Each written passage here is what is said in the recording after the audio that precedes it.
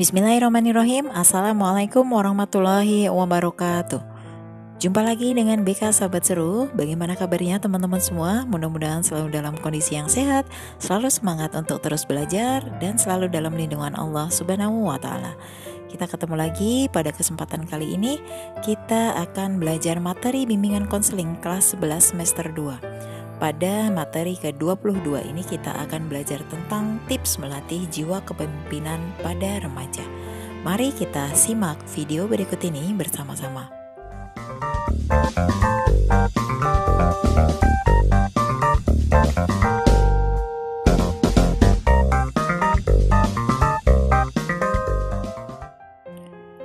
Nah, pertama kita akan melihat pengertian beberapa istilah dalam hal kepemimpinan.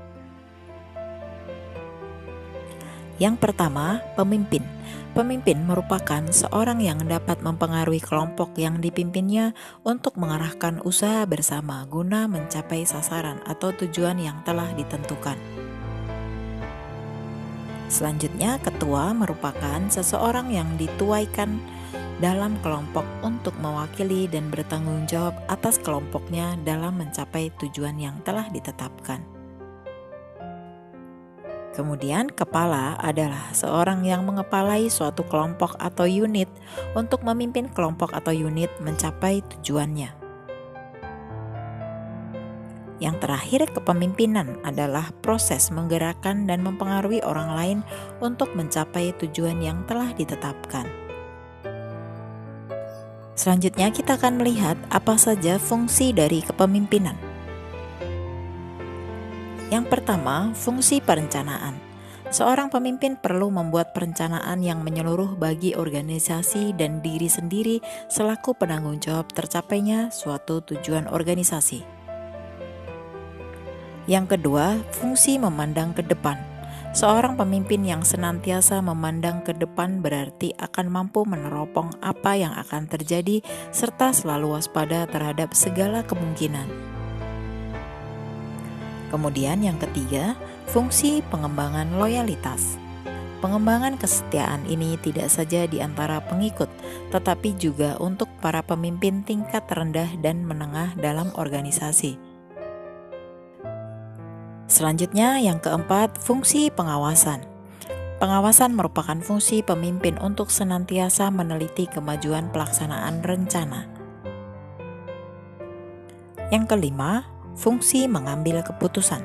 Pengambilan keputusan merupakan fungsi kepemimpinan yang tidak mudah dilakukan. Oleh sebab itu, banyak pemimpin yang menunda untuk melakukan pengambilan keputusan. Bahkan ada pemimpin yang tidak berani mengambil keputusan. Kemudian yang keenam, fungsi pemeliharaan. Fungsi ini mengupayakan kepuasan batin bagi pemeliharaan dan pengembangan kelompok untuk kelangsungannya.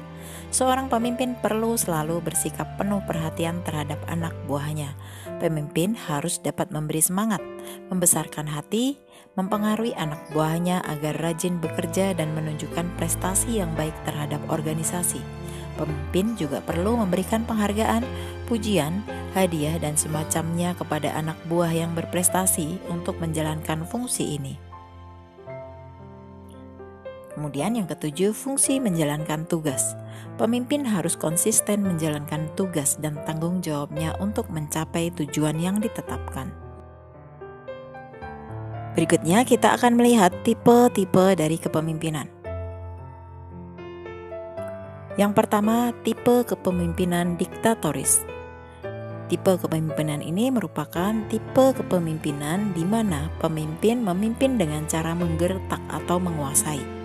Kemudian yang kedua, tipe kepemimpinan otokratis. Ini merupakan tipe kepemimpinan di mana pemusatan otoritas dan pengambilan keputusan ada pada pimpinan. Kemudian yang ketiga, kepemimpinan demokratis. Ini merupakan tipe kepemimpinan berdasarkan pada desentralisasi kekuasaan dan pengambilan keputusan. Kemudian untuk yang terakhir, tipe kepemimpinan laissez-faire. Ini merupakan tipe kepemimpinan yang membiarkan kelompoknya menetapkan tujuan dan keputusannya sendiri. Selanjutnya kita akan melihat tugas dari kepemimpinan. Leadership function merupakan dua bidang utama, pekerjaan yang harus diselesaikan dan kekompakan orang yang dipimpinnya.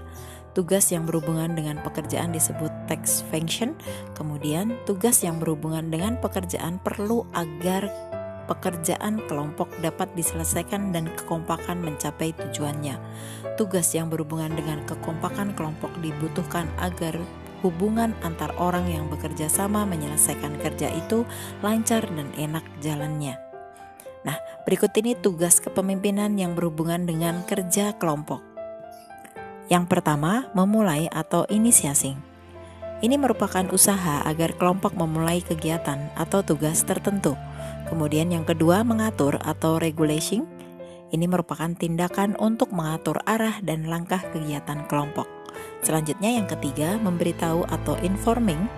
Ini merupakan kegiatan memberikan informasi, data, fakta, dan pendapat kepada para anggota dan meminta dari mereka informasi, data, atau pendapat.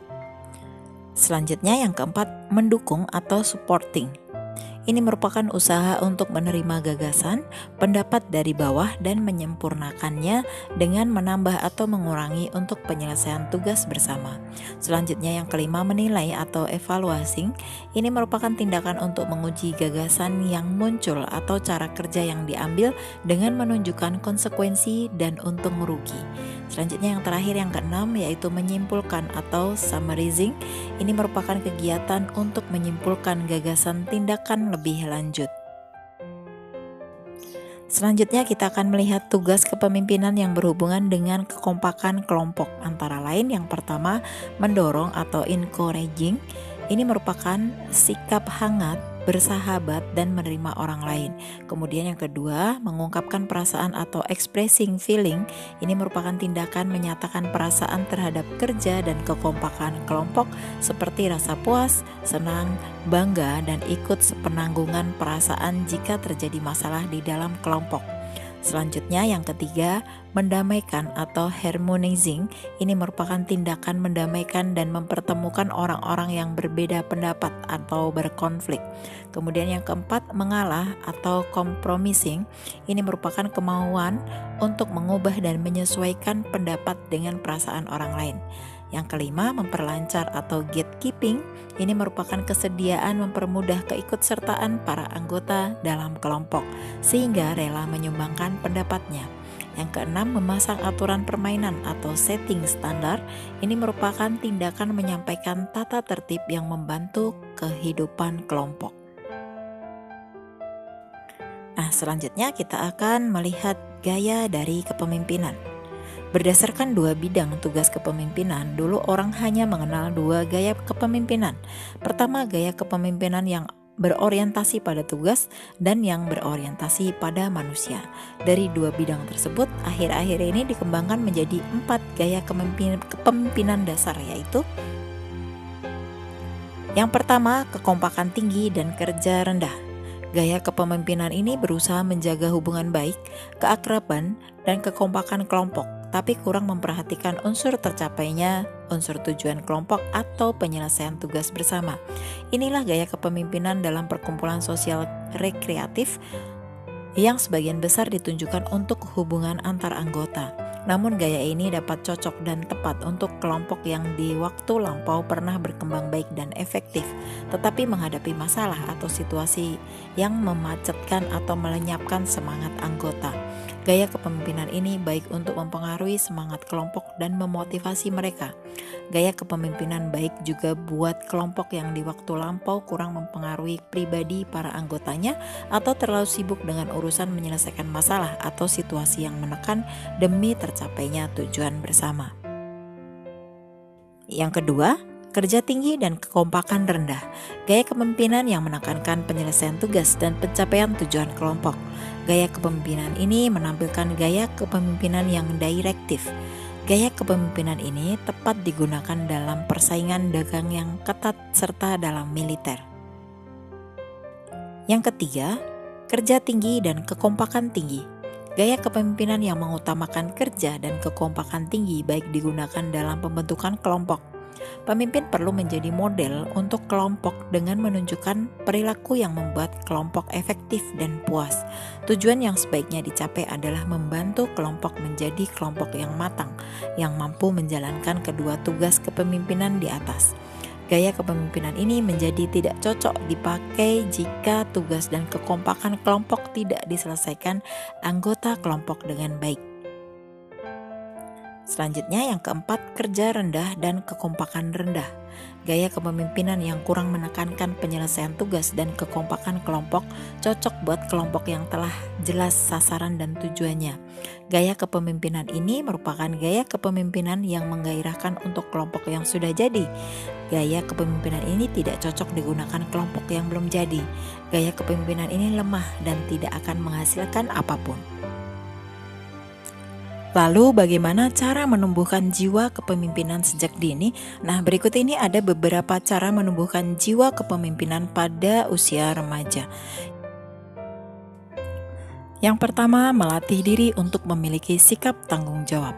Salah satu aspek yang sangat penting dalam jiwa kepemimpinan yaitu harus memiliki sikap tanggung jawab. Jika kita ingin memiliki rasa tanggung jawab, disarankan untuk mengikuti organisasi yang ada di sekolah, seperti MPK, OSIS, dan ROHIS. Pada saat kita mengikuti organisasi tersebut, maka kita akan mendapatkan tugas atau amanah. Misalnya, menjadi ketua OSIS, pengurus organisasi atau terlibat dalam acara yang diadakan organisasi. Mendapatkan tugas atau amanah berarti kita memiliki tanggung jawab untuk menyelesaikannya dengan baik.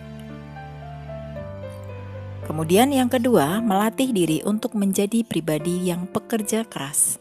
Seorang pemimpin itu berbeda dengan bos, di mana seorang pemimpin itu akan lebih banyak memberikan contoh dan juga teladan pada orang yang sedang dipimpinnya.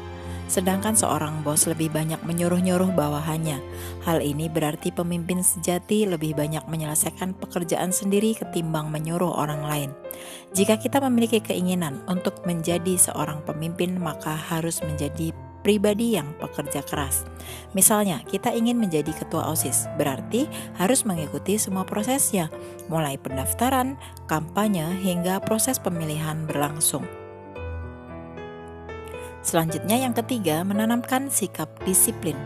Menjadi seorang pemimpin mengharuskan kita untuk memiliki sikap disiplin.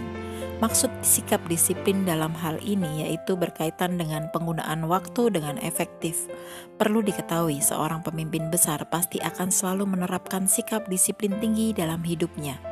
Cara yang harus kita lakukan untuk menanamkan sikap disiplin adalah menyelesaikan atau mengumpulkan tugas yang diberikan guru dengan tepat waktu.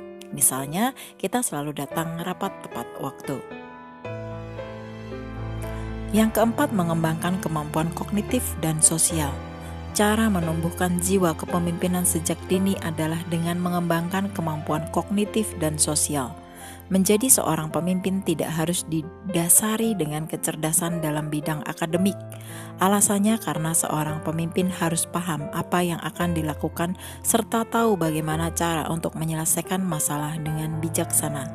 Menyelesaikan suatu masalah tidak hanya sekedar mencari solusinya saja, namun mencari solusi melalui tahap-tahap yang tidak menimbulkan resiko ke depannya. Dalam psikologi sosial, cerdas juga diperlukan oleh seorang pemimpin, tetapi cerdas yang dimaksud yaitu percaya dan selalu melihat segala sesuatunya dari perspektif orang lain. Selanjutnya yang kelima, mengikuti kegiatan ekstrakurikuler di sekolah. Kegiatan ekstrakurikuler di sekolah juga memiliki peranan yang sangat penting dalam membentuk jiwa kepemimpinan. Hal ini dikarenakan kegiatan ekstrakurikuler akan mengajarkan kita sikap tanggung jawab, mandiri, disiplin, berani, dan sebagainya. Ada beberapa kegiatan ekstrakurikuler yang telah diakui sebagai wadah dalam membina siswa, seperti PMR, Pramuka, Pencipta Alam, dan sebagainya. Maka dari itu, tidak ada salahnya jika kita ingin aktif dalam kegiatan ekstrakurikuler. Berikut ini merupakan langkah-langkah atau cara untuk bisa melatih jiwa kepemimpinan pada remaja. Yang pertama, self-leadership. Ini merupakan latihan untuk memimpin dirinya sendiri. Salah satunya dengan melatih kemampuan untuk bertanggung jawab terhadap apa yang dikerjakan. Tanggung jawab itu sendiri dapat berupa kepercayaan yang diberikan kemudian dilakukan, yaitu misalnya membersihkan kamar mandinya sendiri, kemudian memilih teman yang baik, dan mengatur waktu dalam kegiatannya sehari-hari. Dari hal-hal kecil tersebut, kita akan terbiasa untuk bertanggung jawab terhadap diri kita sendiri sebagai sosok pemimpin. Kemudian, yang kedua, teamworking. Karena manusia saling membutuhkan satu sama lain sehingga perlu adanya kerjasama dalam sebuah tim dalam melakukan suatu tujuan bersama. Tak dipungkiri bahwa pada masa remaja, egoisme menjadi hal yang terdepan dalam diri mereka. Oleh karena itu, penting untuk melatih kerjasama tim. Hal ini memiliki tujuan agar dapat bersosialisasi dengan baik dan mampu belajar dari orang lain. Kemudian yang ketiga, komunikasi. Ini merupakan salah satu hal penting yang perlu diasah untuk membangun jiwa pemimpin pada remaja. Dengan adanya komunikasi tersebut dapat menjadi penghubung antara satu dengan yang lainnya, untuk saling memberikan kontribusi dan gagasan masing-masing untuk bekerja sama dalam mencapai tujuan bersama. Dengan komunikasi ini pula mereka bisa melatih percaya diri mereka untuk melakukan segala hal yang baik bagi dirinya juga pada orang lain. Demikian tadi materi tentang bagaimana cara melatih jiwa kepemimpinan pada remaja. Mudah-mudahan dengan menyimak materi ini kita bisa lebih memahami bagaimana melatih jiwa kepemimpinan yang ada pada diri kita, sehingga kita bisa mengaplikasikannya dalam kehidupan kita sehari-hari. Mudah-mudahan materi ini bermanfaat untuk kita semua. Terima kasih telah menonton video ini. Kita akan ketemu lagi pada video-video BK Sahabat Seru berikutnya. Terima kasih. Wassalamualaikum warahmatullahi wabarakatuh.